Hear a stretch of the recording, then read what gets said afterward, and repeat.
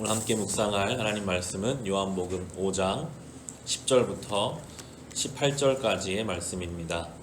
어제 본문 요한복음 5장 초반부에서 38년 된 병자가 예수님을 만나서 그 병이 고쳐졌습니다. 놀라운 일이죠.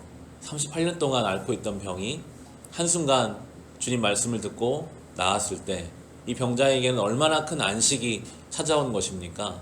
그런데 그 사건을, 그 놀라운 기적을 안식일에 일을 행했다라는 이유로 비판하는 사람들이 있었습니다.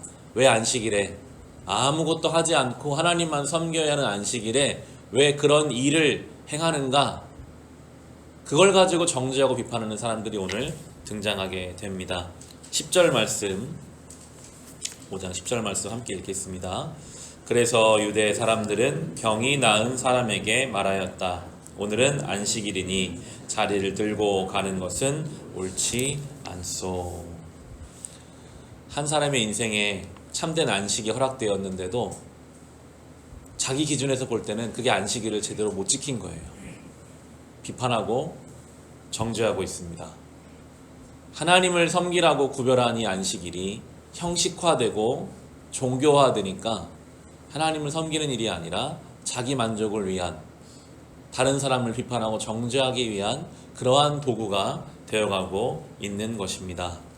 종교가, 이 신앙이 자기 중심이 되고 형식화가 되면 그것이 얼마나 사람을 올가매는지. 진리는 자유거든요. 진리는 반드시 우리를 자유하게 이끌어가는 것인데 형식화가 돼버리면 많은 사람을 묶어버려요. 아무것도 못하게 하고 마음을 매이게 합니다. 성전 안에서 하나님의 이름이 선포되고 있지만 그 가운데 중심이 온전하지 못하면 수많은 사람을 묶어버리는 일들이 사실은 지금 우리의 신앙 가운데도 일어나고 있습니다. 우리가 신앙의 길을 걷고 믿음의 길을 걸을 때마다 늘 이것을 가지고 기준을 삼아야 합니다. 내가 정말 말씀 안에서, 하나님 안에서 자유함을 누리고 있는가? 뭔가 우리의 마음을 붙잡고 매이게 하는 것들이 있다면 하나님 앞에 그것을 잘 돌아봐야 할 것입니다. 예수께서는 이 사람을 육신적으로 낫게 하신 후에 다시 찾아가셔서 또 다른 이야기를 해주시는데요. 14절 말씀 우리 같이 읽겠습니다.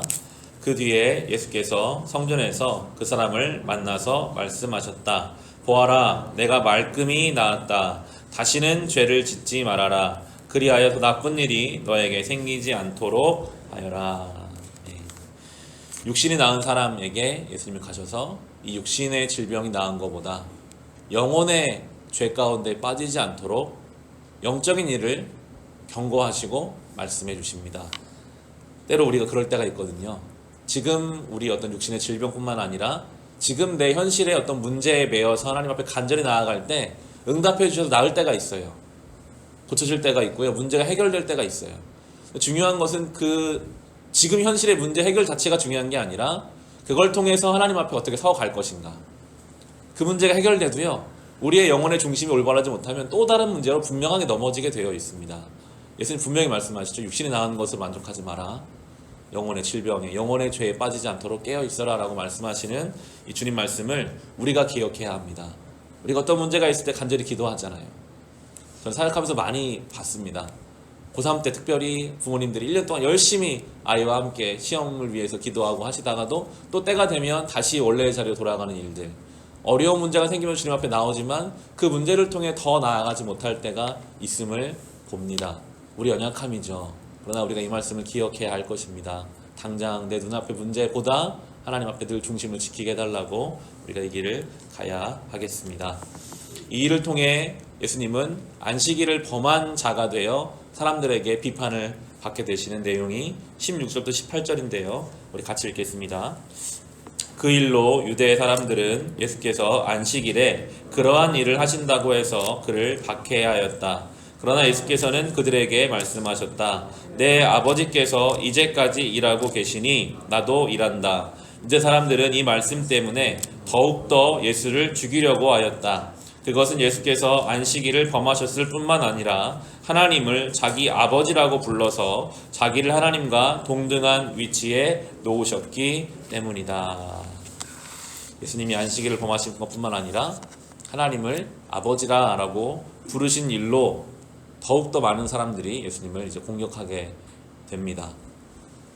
그런데 예수님이 하나님의 아들이잖아요. 진리를 이야기하시는데 하나님의 아들이 내가 하나님의 아들이다, 나의 아버지시다, 진리를 말씀하시는데 그것을 받아들이지 못하고 있습니다. 하나님의 본체신데 그 하나님 본체가 이 땅에 오셔서 오히려 율법을 가지고 정죄를 당하고 계십니다. 어떻게 이런 일이 지금 일어나고 있을까요? 이 유대인들의 중심에는 자기가 있거든요. 자기와 자기의 경험과 자기의 만족과 오직 내가 내 중심에 가득 차 있으면 예수님이 눈앞에 오셔서 진리를 말씀하셔도 그분을 정죄하는 이 말도 안 되는 일이 지금 일어나고 있는 것입니다. 인간의 자기의가 얼마나 무서운지를 지금 보여줍니다. 자기에 가득 찬 사람은 하나님의 본체가 오셔도 그분을 하나님의 율법을 가지고 정죄하는 이런 일이 일어나게 되는 것이죠. 우리가 아무리 신앙의 길을 오랫동안 걸어간다 할지라도, 성경 지식이 많다 할지라도 내 의에 자기 기준에 가득 차 있는 사람은 그걸 가지고 수많은 사람을 비판하고 정죄하게 되어 있습니다. 저 사람은 저래서 안 되고 저 사람은 저래서 안 되는 사람이야. 하나님만이 심판과 정죄하시는 분이시고 우리는 그저 은혜로 사는 존재인데도 우리 안에 있는 자기 의와 자기 지식과 수많은 경험들이 말씀이 우리의 중심에 서 있지 않으면 우리도 똑같은 이러한 행동을 할지도 모르고 오늘도 그렇게 살아갈지도 모를 것입니다. 늘 겸손해야 합니다. 하나님, 제가 이렇게 이 어리석은 유대인처럼 내 기준에 서서 마치 내가 하나님인 것처럼 다른 사람을 비판하고 정죄하지 않도록 늘 겸손하게 내 중심을 주님께 드리게 해달라고 그렇게 주님 앞에 엎드려야만 우리가 온전히 보고 온전히 사랑하며 온전한 길을 걸어가게 될 것입니다. 오늘도 말씀 앞에 겸손히 엎드립시다. 우리의 중심을 잘 돌아보고 하나님께 말씀 중심으로 살아가게 해달라고 간구하며 이 하루를 살아갈 수 있으시기를 주님의 이름으로 축원합니다.